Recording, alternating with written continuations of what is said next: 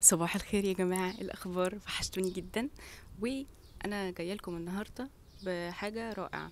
أنا عندي امتحان ورايحة دلوقتي حالا، بس كان من أهدافي السنة دي إن أنا أحتفل بالعيد قوي.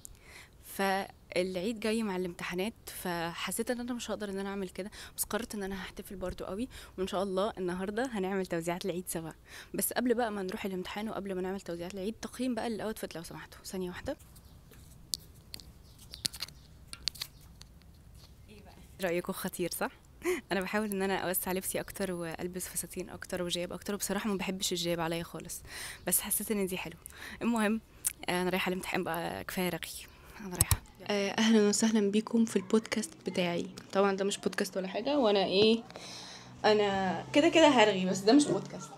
يلا بقى عشان نفهم احنا بنعمل ايه دلوقتي. جبنا بونبوني، وجبنا بلالين، واللي هي بقى الشوكولاتات اللي زي دي.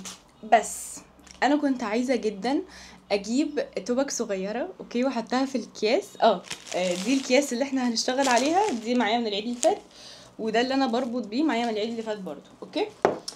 كنت عايزه جدا بقى اعمل ايه، اجيب توبك صغيره واحطها، عشان انا بوزع التوزيعات فين، في مصلى السيدات. اكتر الناس اللي بياخدوا مني بيكونوا بنات، فقلت هجيب توك صغير. بس بعد كده جه في دماغي ايه بقى، ما انا عندي اخ ولد، ما اجيب بونبوني اكتر وشوكولاته اكتر معا للتسوس، واجيب بلالين اكتر، وادي اخويا توزيعات يوزعها في مصلى الرجال للولاد الصغيره. طبعا يعني انا ما بحبش اكون عنصريه، لازم البنات تتبسط والولاد يتبسطوا، فخلاص انا قررت ان انا هعمل كده فعلا. وبعت اخويا دلوقتي ان هو يروح يجيب بونبوني اكتر وشوكولاته اكتر، كده كده البلالين كتير الحمد لله. فانا مش هبدا بقى في ان انا اعمل الحاجات دي غير لما كل حاجه تكون كامله، عشان انا بحب ابدا واخلص كل حاجه في مره واحده يعني.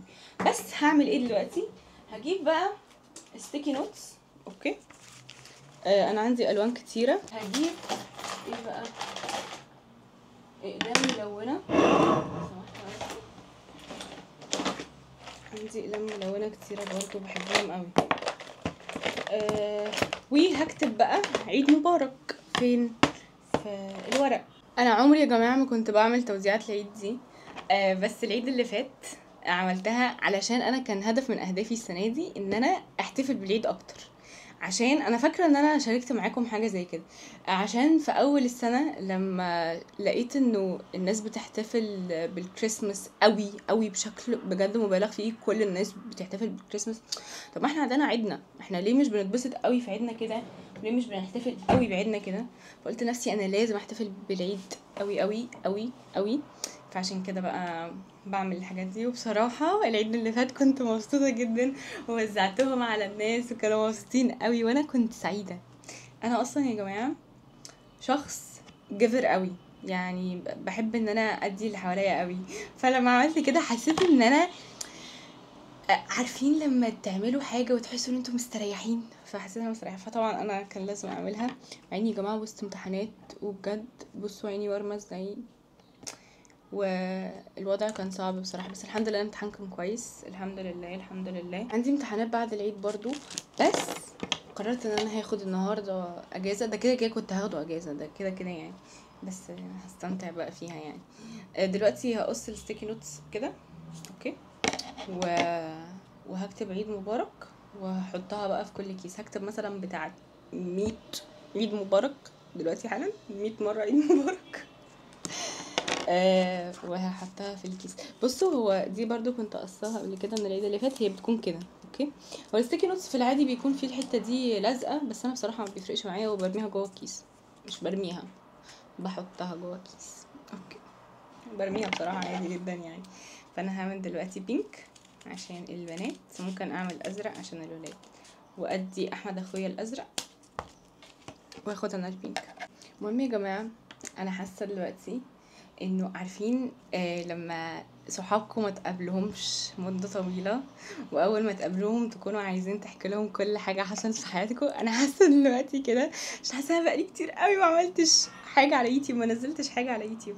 مش عشان والله انا بكسل، بس فعلا يا جماعة الحياة بتاخد الواحد في دوامة كده، وتصوير الفيديوهات الطويلة بياخد وقت فعلا كتير قوي. بس انا عارفه ان انتوا اكيد كنتوا بتشوفوني في انستجرام وتيك توك وفي يوتيوب شورتس، ولو ما كنتوش بتشوفوني انا هحكي لكم قصه حياتي دلوقتي حالا. يا جماعه انا السنه الجايه، مش السنه الجايه، انا بعد امتحانين بالظبط هكون في سنه رابعه.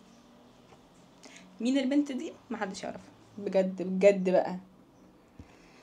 حاسه ان انا يعني مش عارفه، حاسه ان انا كبرت عقلانيا كمان. كنت بتكلم مع اصحابي في الموضوع ده من فتره، ان انا حاسه ان انا كبرت. يعني مثلا هقول لكم حاجه، وانا اصغر من كده كنت عيوطه جدا، كان كل حاجه مثلا ممكن تاثر في نفسيتي قوي.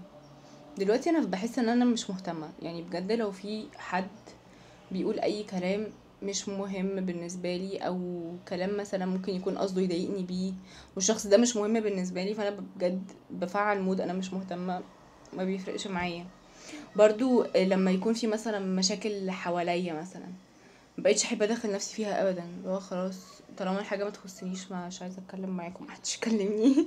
اول ما الحاجه تبقى تخصني يبقوا كلموني كده، يعني مش عارفه. المهم انا بكل الرغي ده عملت واحده بس، فانا دلوقتي هبطل رغي، اوكي، وهعمل شويه كتير على ما البونبوني والشوكولاته يوصلوا وهرجع لكم تاني. اتوصلت، مفيش بونبوني للاسف، بس في شوكولاته اكتر، فدي حاجه تحفه.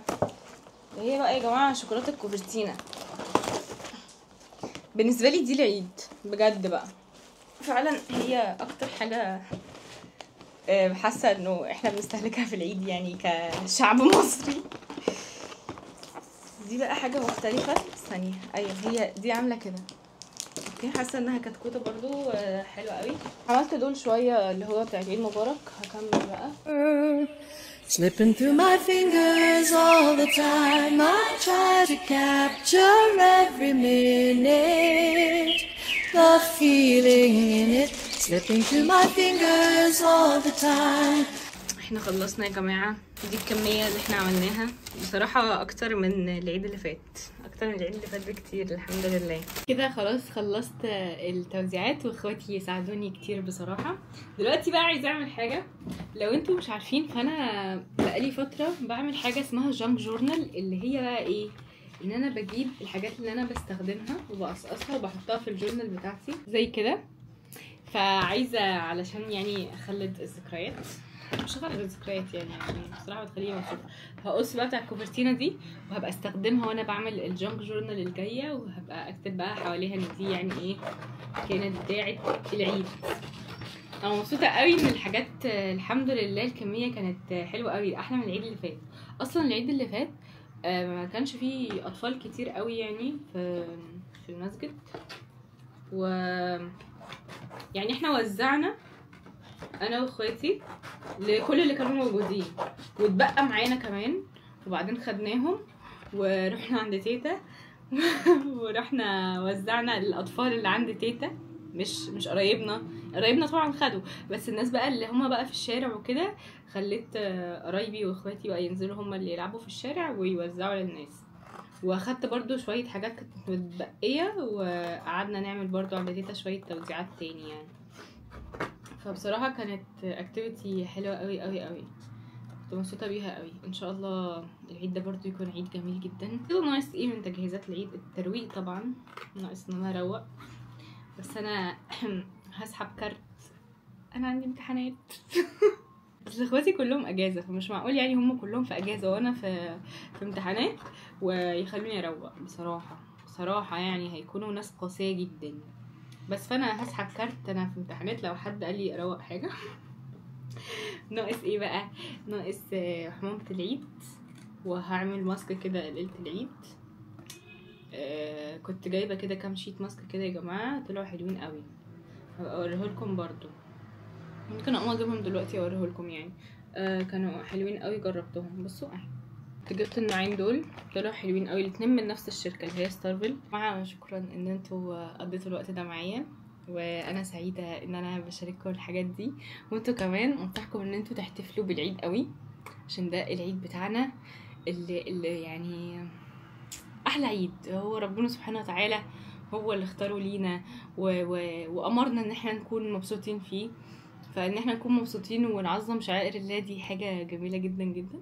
فانصحكم ان انتوا تعملوها، حتى لو مش هتعملوا توزيعات كبيره. يعني انا جبت شوكولاته كتيره دلوقتي ما اعرفش ايه، عشان انا كنت عامله حسابي من الاول. بس ممكن لو انتوا مش عاملين حسابكم وعايزين تعملوا، ممكن تجيبوا حاجات بسيطه، بونبوني صغير وتوزعوه، مش لازم بقى في كيس وحاجات كده، بونبوني وتوزعوه في المسجد وانتوا بتصلوا. او حتى لو مش عايزين توزعوا للناس الغريبه اللي هم في المسجد، وزعوا على اخواتكم وقرايبكم وكده، وكونوا مبسوطين يعني في العيد. اتمنى ان انتوا على طول تكونوا مبسوطين، وبس كده. يلا سلام.